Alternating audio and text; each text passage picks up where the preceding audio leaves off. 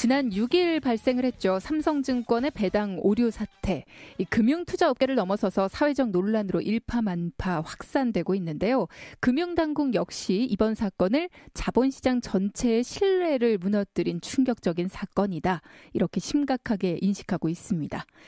자, 이 사건의 개요는 무엇인지 그리고 우리가 바로잡아야 하는 건 어떤 건지 자세히 알아보죠. 이현민 경제평론가 함께하십니다. 안녕하십니까? 네, 나와 있습니다. 네, 반갑습니다. 자, 일단은 이번 삼성증권 배당 오류 사건에 대한 개요를 좀 정리해 볼까요? 네, 시청자 여러분들 잘 아실 텐데요. 단순하게 말씀드리자면 예.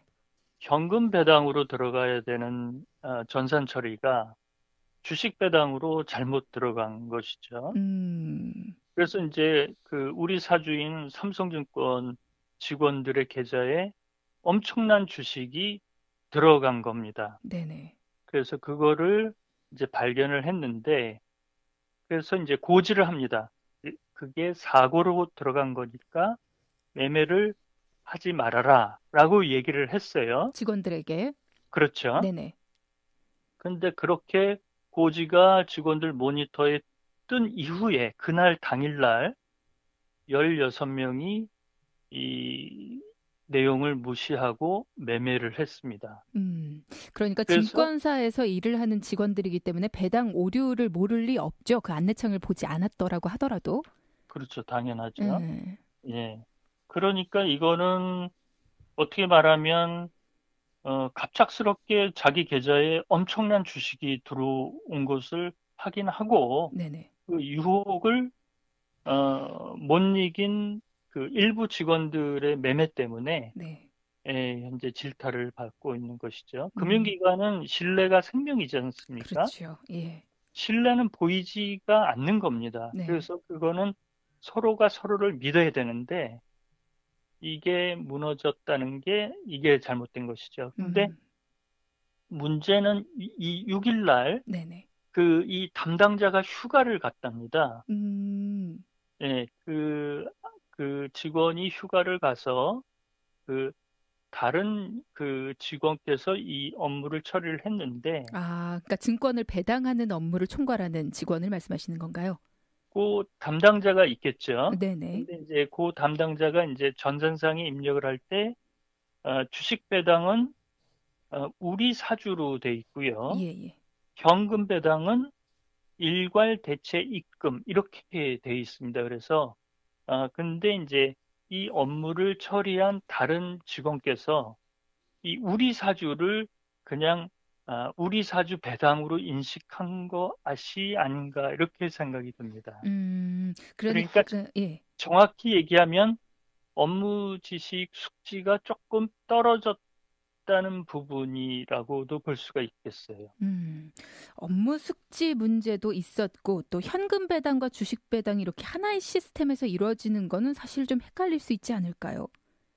그런 얘기를 지적을 하는데요. 네네. 이런 거는 증권사 내부 컴플라이언스나 책임자 쪽에서도 걸릴 수가 있습니다. 그래서 음, 그것이 꼭 원인이다라고 볼 수는 없고요. 네. 모든 업무 처리나 이런 거는 사람이 하지 않습니까? 네네. 전산상에 입력이 돼서 컴퓨터로 넘어가더라도 그거는 이제 1차적으로 입력을 하는 거는 사람이기 때문에 네.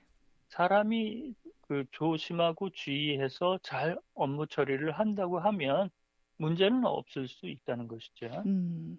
그러니까 직원의 단순한 실수로 인해서 존재하지도 않는 무려 28억 주의 유령 주식이 잘못 발행이 됐고, 이 중에서 501만 주나 되는 주식을 매도를 하면서 직원들이 이 도덕적 해이 문제도 굉장히 확산되고 있습니다.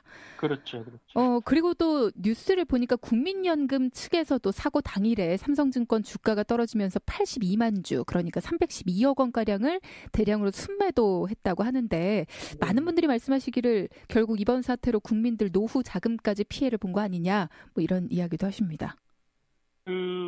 삼성 이재용 부회장 승계 문제 때문에 지금 삼성이 국민적인 여론에서 질타를 받고 있잖아요. 네. 또 국민연금은 장중에 이렇게 12%나 등락폭이 크게 움직이니까 음, 기관 투자가들은 이 등락폭이 주가가 아주 심하게 흔들릴 때는 네네. 로스컷을 합니다. 손절매를 프로그램을 입력을 해놔요. 네네. 그래서 어느 가격 밑으로 들어가게 되면 자동적으로 그것을 주문을 나가게끔 해놓는 시스템입니다. 그게 아마 로스컷. 네. 예, 예, 작동이 됐을 거라고 생각이 들어요. 네. 근데 문제는 음, 많이 이제 매매가 됐으니까 국민연금도 그 손절을 줄이기 위해서 이제 자동으로 그런 시스템을 운영을 했고, 그거에 대해서는 뭐 큰 문제가 없다고 보는데, 네. 지금 이제 주가가 이제 단순 해프닝으로 단순 사고인데 이렇게 이제 문제가 커졌지 않습니까? 그러면 네네. 이제 기존에 내다 판 주식들을 제대로 이제 그 가격을 받고 주식을 제값을 받고 못 팔았다. 이런 음, 부분에서 이제 국민연금에 고민이 있는 것이죠. 네. 그리고 이 16명의 직원들, 그러니까 잘못 배당된 주식을 팔아버린 직원들에게 많게는 100억 원을 물게 하겠다, 뭐 이런 뉴스를 봤는데, 네. 이게 저는 투자자들의 손해액을 물게 하는 건 줄 알았는데, 삼성증권 측의 손실금이라고요.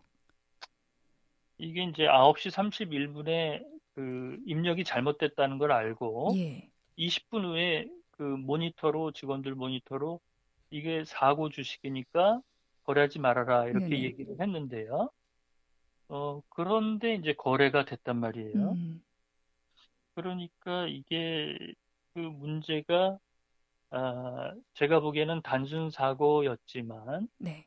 어, 사실상 그 금융기관의 도덕성에서는 현재 그 익스큐즈를 할 수 없는 그런 수준 정도로 이렇게 비치는 것 같아요. 음, 그리고 이게 이제 투자자들의 소송권이 이제 계속 오게 되는데 네네. 주가 하락을 일으킨 그 원인이 매도가 그 거의 분명하다고 이게 판결이 나게 되면 예. 삼성증권이 이 투자자들한테 물어야 될 금액은 우리가 생각하는 것 이상일 수 있다라고 볼 음, 수가 있는 거죠. 네네. 예.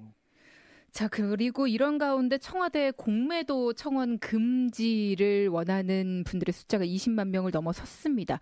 네. 공매도라는 게 뭐고 왜 금지를 해달라는 건가요? 이 부분에 대한 정리도 필요할 것 같은데요. 공매도는 사실상 이 문제하고는 관계는 없어요. 네네. 예, 근데 이제 그 이전에도 청와대 청원도 있었고요. 음, 근데 공매도는 이제 기관 투자가들이 주식을 먼저 빌려서 네. 먼저 파는 겁니다. 네네. 대부분 이제 주식을 팔 때 주식을 사서 자신이 보유한 다음에 이거를 내다 파는데요. 그렇죠. 기관 투자가들은 이제 다른 기관 투자가들이 보유하고 있는 주식 물량을 대차 거래로 빌려서 음, 먼저 팔 때도 있습니다. 근데 공매도가 주가 하락의 큰 원인이 된다.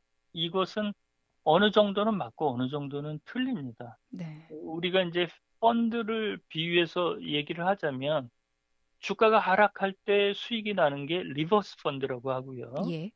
주가가 올라가는 지수에 대해서 투자하는 거를 인덱스 펀드라고 합니다. 네네. 그러면 리버스 펀드하고 인덱스 펀드하고 어느 게 시장 규모가 크냐? 그럼 당연히 인덱스 펀드가 큰 거죠. 네.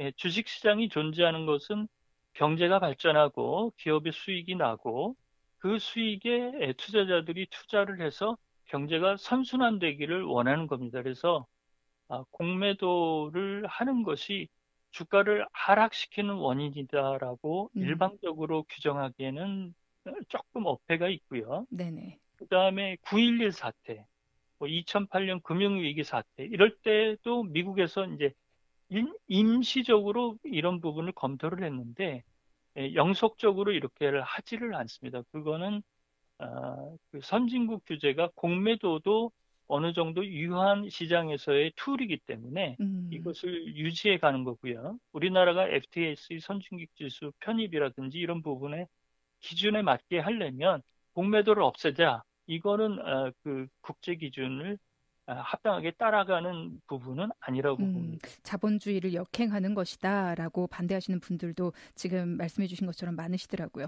근데 현재 공매도에 제한이 있는데 방금 말씀하셨듯 기관 투자가는 가능하고 개인 투자자들은 불가능하다. 뭐 이런 한계가 있다고요. 개인 투자자들도 증권사를 통해서